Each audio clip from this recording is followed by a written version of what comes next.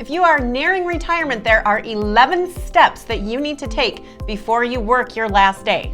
So this article comes from safemoney.com. If you're not familiar with safemoney.com, it's a great resource as you're getting ready for retirement, preparing, and even once you enter retirement. There are hundreds of great articles on there. There are even some great guides that you can download. But this article was published December 2020, and we liked all 11 steps and agreed with them, so let's get started. Okay, so step number 1, talk about your goals with your spouse or partner. Now, this is one of the most important steps you can take, actually. We gotta make sure we're on the same page. And a lot of people actually aren't. What does retirement look like for you? How much are you going to spend in retirement? Do you want to travel? Where do you want to live? These are questions that you need to sit down and discuss with your spouse. And we have found cases where they are not on the same page, couples. I mean, one wants to retire in a log cabin in the mountains, the other one wants to retire on the beach in the Caribbean. So a little bit different there. So it's really important to figure this out before you actually retire. And if you are having trouble having these conversations with your spouse and setting common goals, this is something that your retirement planner can help you with. So sit down with your financial planner as a couple and talk about some of these things. Okay, let's move on to step number 2 before you retire. Take a health status check. Now this is extremely important, right? Your health or your longevity plays a huge role in retirement. Do we expect to have a 25 or 30-year retirement because you're healthy and have longevity in your family? Or are we looking for a very short term? Do you have some health issues? Maybe retirement's only 10 years. This impacts when you take Social Security, when you start collecting a pension, all sorts of things. So do a realistic health assessment for both you and, if you're married, your spouse. Okay, step number 3 is to calculate your monthly income needs. So this shouldn't be too hard, right? Sit down and look at what your monthly expenses are in retirement. What can you realistically expect to spend, and how much do you want to save? I ask this question to people all the time, Amber. How much do you need to live on in retirement? Crickets. They have no clue. Look, it's going to be housing costs. Do you have a mortgage or rent? Property taxes, health insurance. If you're retiring after 65, that's Medicare premium plus the supplements. What about groceries and toiletries and healthcare, travel, utilities, right?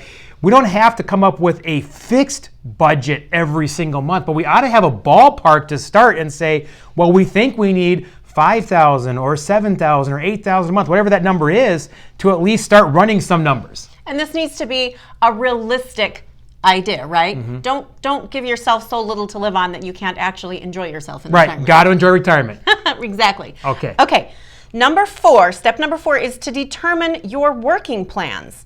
Decide how much you want to work in retirement and what that might look like. Do you want to still work part-time to stay busy, or do you want to just golf or travel? What do you want to do? What is work going to look like in retirement? The hybrid retirement is very popular, right? Maybe you retire from your 9-to-5 job, your career that you've been doing for 20 or 30 years, and now you want to be an usher at a baseball game. Or I have a client who works at a golf course just in the summer and goes south in the winter, right?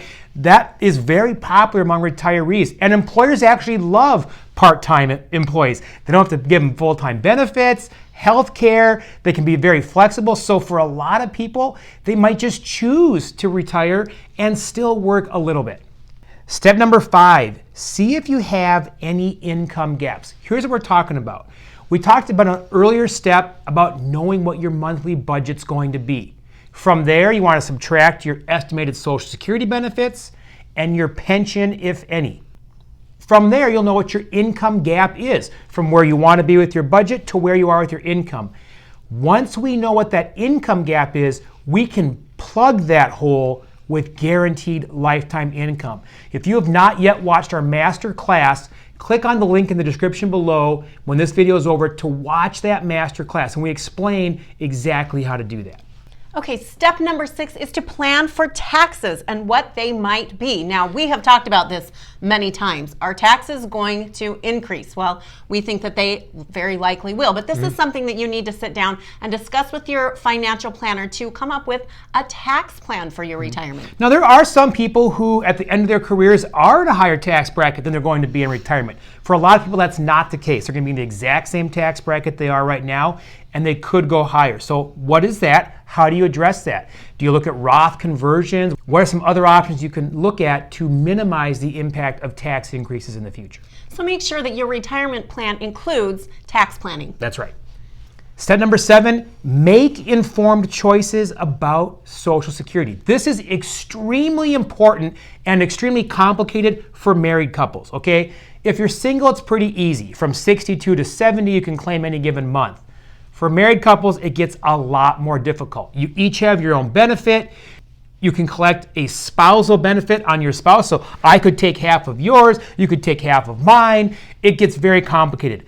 We actually have a report. There are software programs designed just to calculate Social Security benefits. So be sure you get this done before you retire. Know when you're going to retire. And again, this goes back to an earlier step. What does your health assessment look like? Do you think you'll be around to collect 25 or 30 years worth of Social Security checks or not?